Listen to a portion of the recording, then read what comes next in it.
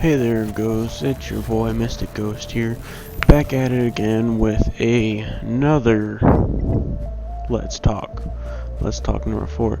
Hasn't been going great with the Let's Talks. I thought these might go good, but I'm going to continue to do them, see if they grow. But today I want to talk about The Division. I know I've only posted one video of it so far. It wasn't a good video at all, and it wasn't even really a video, it was just a live stream. But I hope you guys enjoy the upcoming videos I'm planning on doing, and once I get more people to finally join my groups and fire teams on this game, it'll be more fun. But I haven't been able to get many people to join me because none of my friends really have this game yet. But other than that, this game is, in my opinion, absolutely amazing. I know it's still really early to give it such a good rating, but out of 10 I'd probably give it an 8.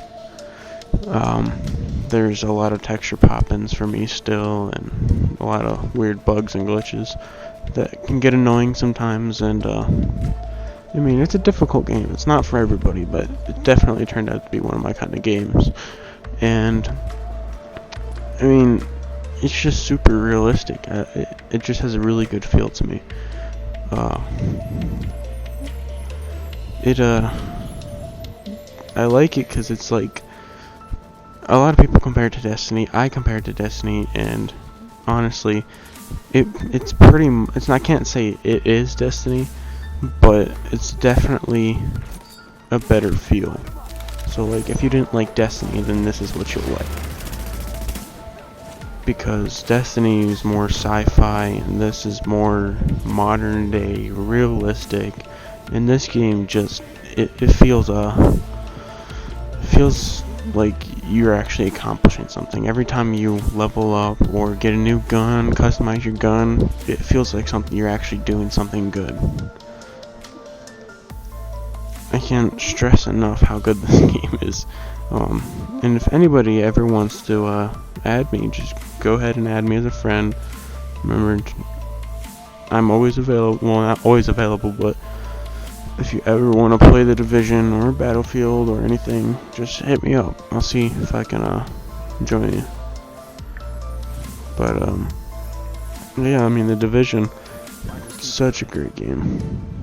You'll see here there's so many weapon varieties already, and then we already have the announced upcoming DLCs, which are definitely going to add more map, which map is pretty big in this already. Especially, it's pretty much, it just seems really big because there's no vehicle transportation in this game whatsoever, nothing. You're walking everywhere. That's the only thing. It's kind of something I don't like as much. I wish you could have got like 4-wheelers or something, but at the same time, it's pretty cool just to walk around and experience everything they gave you in this huge New York City, Manhattan. Transmissions jammed. But proximity coverage only. Backup activated. System rebooted. Very good. One of the best New York cities I've seen in a video game yet. I mean, not too many. I mean, a lot of games have New York City in them, but none of them really do the greatest of jobs in making it. Grand Theft Auto, Liberty City, they did a pretty decent job with their New York City, but this one, it's actually called New York City. Everything else is, they had to change the names of everything else, but New York City, NYPD, or NYFD, all of them are still actually called that in this game. And I find that to be super cool, just because there's no other game that really got the permissions to do that all that much. And I mean, correct me if I'm wrong, but I just think this game mastered New York City. And this game, the story behind it even makes sense. It doesn't feel like they just jumbled a bunch of stuff together and called it a game. I mean, they put a lot of background into this game and story, and it's just it's super awesome, man. I don't know how else to explain it. I mean, grouping up with. I mean, the only way you can play this game is to really group up with other players. You can go solo, but it is super hard. So you always want to be nice to other people, in my opinion, or else you're not going to make it very far in this game. Unless you're a very skilled player, then you'll probably make it a little bit farther than most. But as you can see here, I'm playing with two of my friends, and I went to the Dark Zone.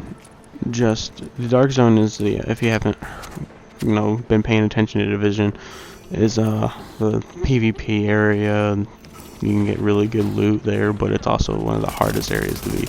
As you can see, the enemies I'm fighting right now have those red triangles with the skulls in them. It means they're super high level compared to what I am, and we figured out later that these guys that we've been fighting were like level 28, and we had no idea for the longest time. And but I mean, we held out against them for a while. That's what we get for working as a team. So when one guy went down, we usually all went down, because without a team, we didn't do very good, especially against these high levels. And I lost track of what I was going to say before, but oh yeah, speaking of leveling, the leveling and leveling up, everything is so smooth. And no matter what level you are, you always seem to level up at a decent pace.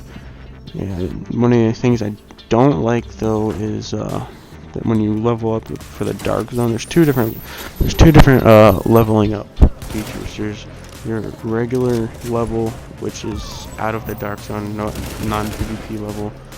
When you're going through story missions, you have that level, and you have a Dark Zone rank. And Dark Zone rank, if you die in the Dark Zone, it actually decreases, and you lose your DZ points and your DZ currency. It's the currency you can get to get an agent on your team requires like immediately. The purple items. That is like called legendary items. Some games purple is legendary, so. And I mean, I find that cool too. I mean, you can really find good legendary purple items just in drops. I haven't had one purple drop yet, but I mean, you can just buy the stuff you need too. I mean, yeah, oh yeah, and there's a crafting feature. You can craft items, you can buy items, and you can find items. I like that a lot too. There's a lot of stuff you can do in this game, crafting wise, and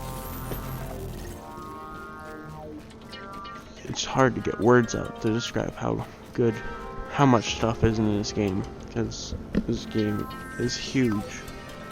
There's still I've only seen probably about 50% of what the game can offer, and I've had the game for a week and a half now.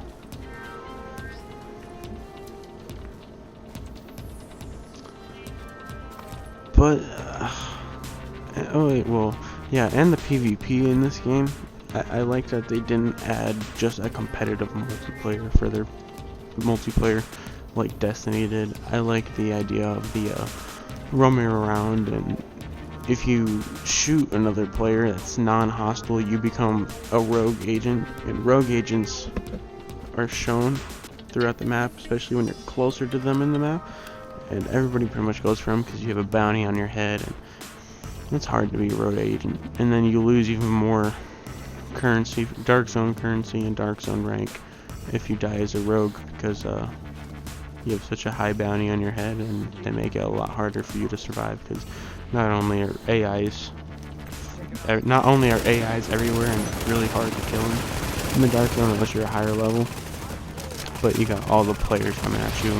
And as long as you're a rogue, a non-hostile player can kill you and not be rogue. And I like that about this game. And if you're in a group and you go rogue, your whole group goes rogue. I mean, that's one way. Like if you're in a group with random people, that's one way to troll people. And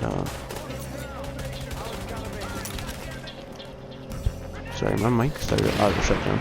But what I was saying is that trolling in this game is getting bad too.